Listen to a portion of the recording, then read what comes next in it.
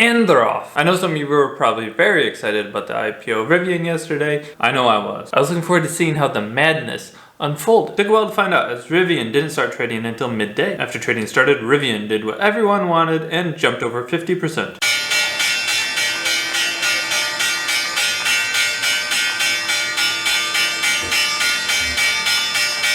And that's the top. Wow. As the day went on, Rivian retreated, but still closed up on the first day of trading with over 100 million shares trading. Today I'll touch on 3 highlights of Rivian's IPO day and give you the recap of their day in 3 minutes or less. Rivian CEO expects 1 million production capacity by 2030. RJ has said he expects Rivian to have production capacity or to produce at least 1 million vehicles per year by 2030. 2030 still seems like a long ways off.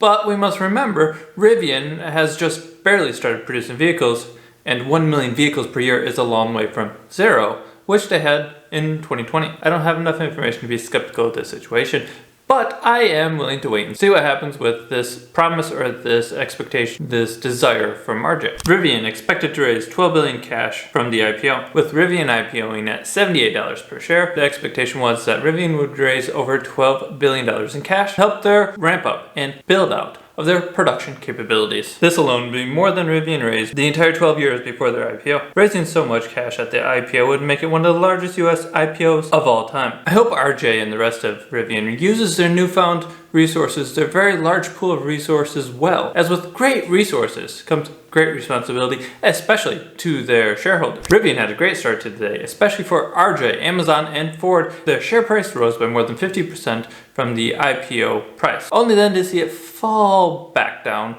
to around $100 per share and trade there for most of the day, with the share price being almost $120 per share.